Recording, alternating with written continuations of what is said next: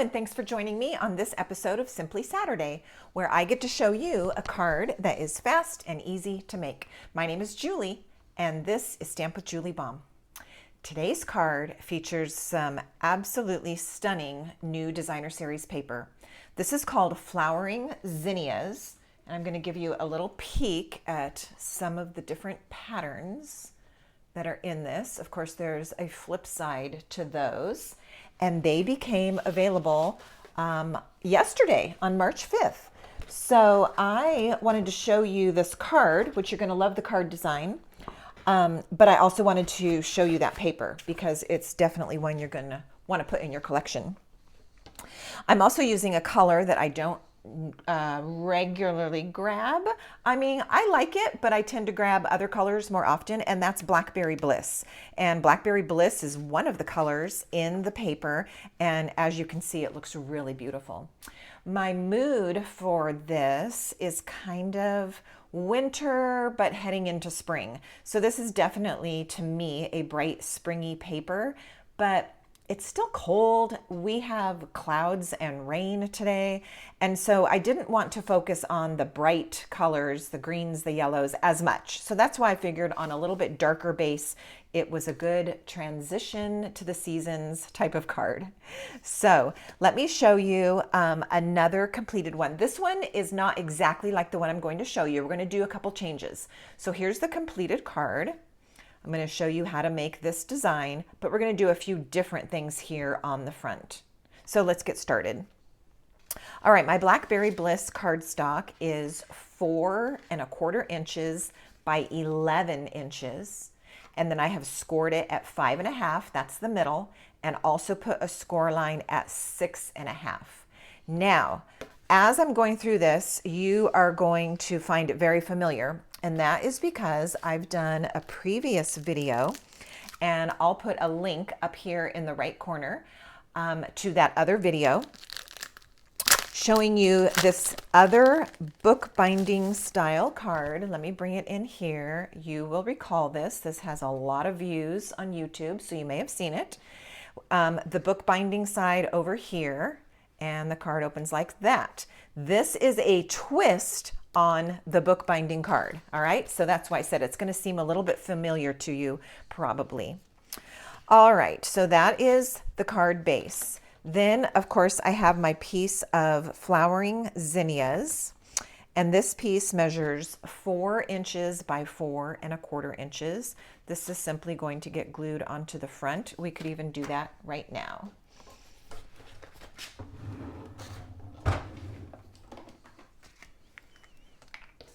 All right, and then on this particular card, this purple print, the B side of that print, I think would have looked really good up here in this area, but I chose to use a completely different paper and then use the B side of it. So that's what's going to go here.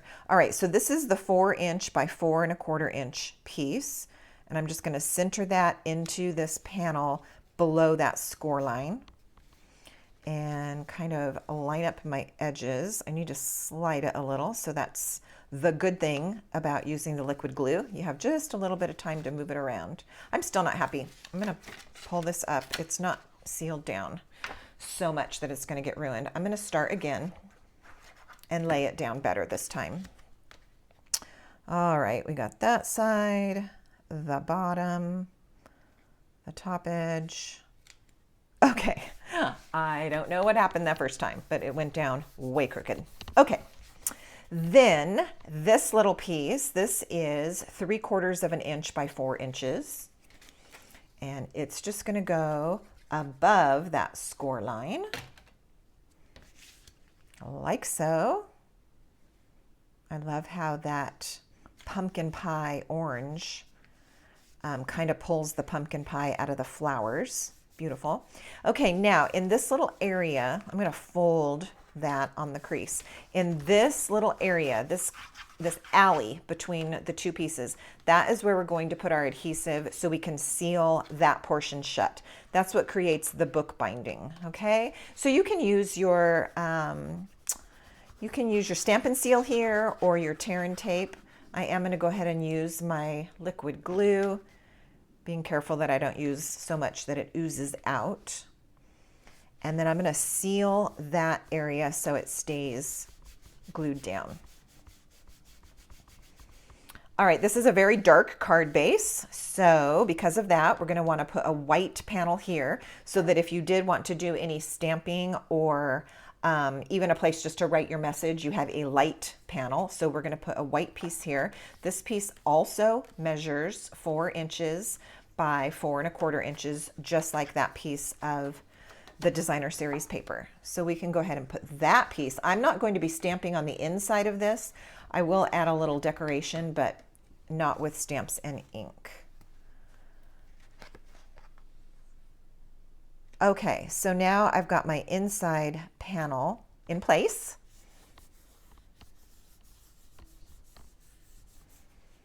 And let's do the decorating on the front. You know what, I did not fold that yet with my bone folder. I'm just gonna really press that crease in there.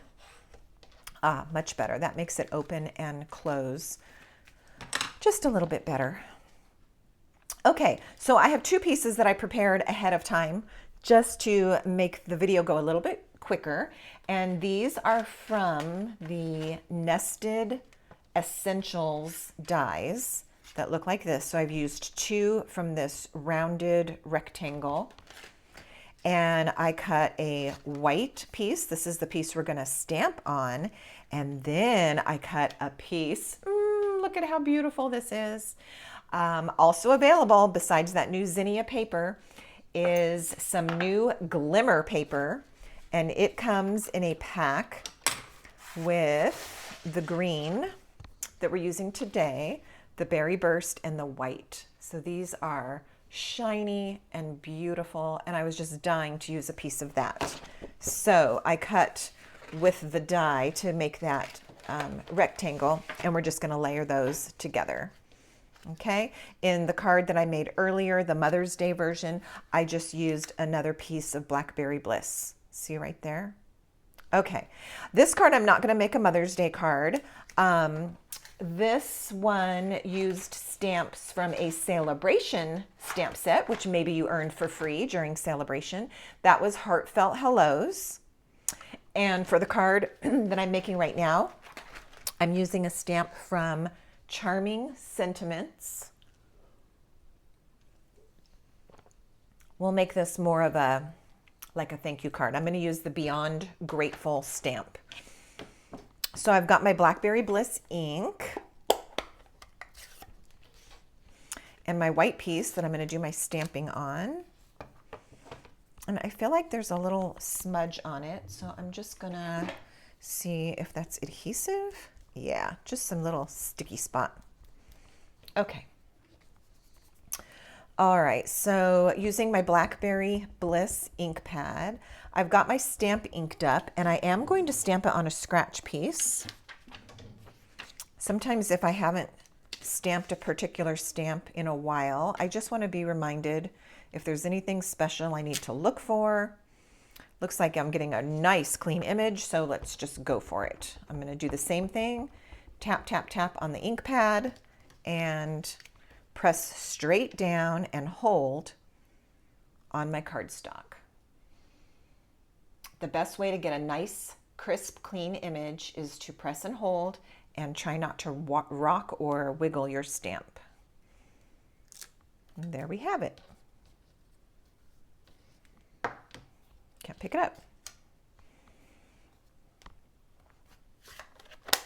All right, now I'm gonna go ahead and attach this piece to this piece, and because of all that yummy glittery texture, I am going to use tear and tape instead of my liquid glue so that I make sure that I get a nice firm attachment to that, and I think that I'll get a stronger bond with my tear and tape. So I'm just gonna lay the tear and tape here and break that edge. And another strip.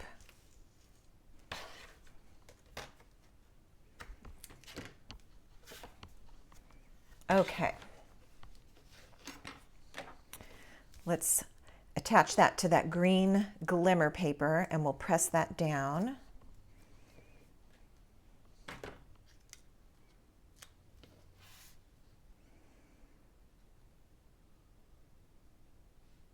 Just lining up my edges, trying to center it. I'm going to flip this over so I can really press it. You never know if you have a little bit of ink on you or even just the oils in your skin. I don't want to be rubbing all over that clean white cardstock. So I just flip it over and press on the back. Okay, this is going to go right on the front. Super simple. I am going to go ahead and pop it up with some dimensionals. If you are saving time, you could skip this step and save just a couple of seconds. But I'll go ahead and use 4 dimensionals.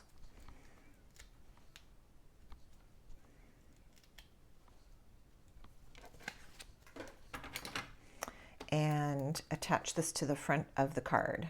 Then all we need to do is kind of our embellishing, just to dress it up a little bit. You could play with the positioning of this. This would be perfectly acceptable right smack in the middle. You could go at an angle, which I think looks really nice, up or down. I'm actually kind of attracted to that look. Or straight on like this, which is how I did the Mother's Day one. So I do think I'm going to put it at an angle. I'm liking how it looks right now, and I know what I'm going to do with my bow right there. I think it will look great. So let's put that one at an angle. See, we're just creating on the fly. Now tomorrow my mood could have been totally different and I might have put it someplace different, and that would be okay too. Okay, so for my little bow treatment, I've decided on this card not to use a bow. I did on here. This is a bow made out of lemon lime twist ribbon. Instead, I'm going to do my little shabby chic knot that I like to do. And when I do this knot, I like to use more than one texture of ribbon or twine. And so I do have a piece here. This is retired ribbon, but you might have some of this left. And I've got a piece of this green. This is Parakeet Party. This ribbon is currently available and it's nice and shiny. I like how it's kind of mimicking the glitter in the paper. And then I have 2 lengths of just white basic baker's twine. So I'm just gonna kind of lump those all together. And I'm using about, I don't know, I just eyeballed it, but it's about 8 inches of each trim. And then I'm just going to hold them all together and tie a knot.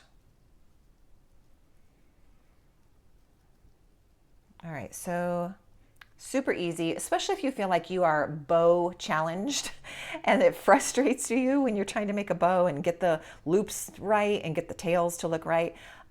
Sometimes just forget the bow and go for a knot. And by having all these different colors and textures, I think it's really attractive. So what I'm going to do is I'm going to stick a glue dot on the knot part of my knot. Then this is going to go right here on the card. Super cute. And I'm going to trim up the edges. So I'm going to go ahead and do the first round of trimming right now before I glue it. I do have a really pair of sharp fabric scissors that I like to use if I'm cutting ribbon. So instead of my paper snips, which would be fine too, I'm just gonna trim this down a little bit before I get it on the card. Then I might need to still fine tune it. Okay, so glue dots, here they are. All right, and I've got a nice firm knot right there. So this is gonna be easy to just peel the little strip. I can see a glue dot is right there. I'm just gonna press the knot right into that glue dot, press it down so it's now sticking onto my ribbon knot. And then I can peel it off of the backing paper. Now the sticky part is here. Okay, and then since I put this at an angle, I'm just gonna match that and put this at an angle right at the center. And you can kind of see how all those little trim ends just kind of flare out, and it's just a little whimsical. You could even, if you wanted to, trim the ends like different lengths. So I could take my twine and cut that one a little bit shorter. maybe this one a little bit shorter. I think I'll put a clean angle on the pink. And match that over here. Let's see what else. This green one seems a teeny bit long. See, it's kind of like I'm just giving it a trim. And I like it. I think we will go with that. Let's put a couple of the sequins on here. I want to show you these new sequins. These are called adhesive backed shiny sequins. And they come in these really bright and kind of iridescent shiny colors. And so I used orange, kind of the orangey color on this first example. So let's use green or pink this time. I think we'll use the pink and get that little extra attention to our pink. So in thinking about the placement, I know I want one somewhere on this white piece. I could put all three of them on the white piece, or I could dab them around the card. It's really up to you. I think I'll mix it up a little bit. So I've got a large one. I'll put a large one here. It kind of shows up nicely against the white paper there. And then I'm going to put one here, and I'll do a small one over there. And then I'm going to add one here on the white piece, and I'll go, I don't know, do I want to go small or large? I think I'll use another large one here. And you get just that little extra pop of shine. This guy is bugging me. I'm going to see if I can straighten that out a little bit. Yep, that's better. All right. Oh, and this one has a little bend in it too. So all I'm doing is I'm using my fingernails and I'm just pulling it almost like you were doing the motion with curling ribbon. So I'm just kind of squeezing and pulling, and it helps a little bit to get that funky little bend out of there. All right, there we have it. Let's get our space here. This is our cute thank you, Beyond Grateful card. We've got our white space in here, and as I mentioned, you could stamp a little something, or let's do this. I have another scrap of that paper, and I think I'm going to put it here. I could decide to use the floral side, which looks really good, or this side. Let's see what I did on the other card, and we'll do the opposite. Okay, there you go. This one has the purple grid, and so we'll do the flower. Now, this happens to be a scrap. I don't want to have to cut a new piece, so I'm going to work with it as it is. As you can see, it's a little bit short here. It doesn't go from top to bottom, so I'm going to use that to my advantage. And I'm going to take this end and with my scissors, make a snip up the center, and then from the corner right to that part that I snipped. And then it's harder for me to see what I'm doing this way. I don't know if it should be or not, but it's easier for me to go this way, so I'm just going to flip it. Instead of cutting this way to cut this side, I'm going to flip it. There, I hope that made sense. And again, from the corner up to that center slit that I initially made. And then I'm going to put it flush with the top of the white, and then it just kind of hangs there like so. I think that looks good. So we're going to attach that on there. I've got some more sticky parts on this white. Do you ever have that happen? Sometimes there's nothing wonky going on, and other times everything you touch has a little something going on. Okay, a little bit of my liquid glue to hold this strip down. And I'm going to leave a little white space on the left, but have it flush with the top of the white up here. And there, now we just pulled our theme from the front with that beautiful paper to the inside with that little strip. And there we have it. Thank you so much for watching this tutorial today. I really do appreciate you tuning in and giving up the time to watch the step-by-step progress. I am going to go ahead and put some information in the description box below this video, and that will help you out if you need a current host code, or if you need any links to some of the products that I used. So I'll put some dimensions, some links, and some helpful information there. And until next time, happy stamping.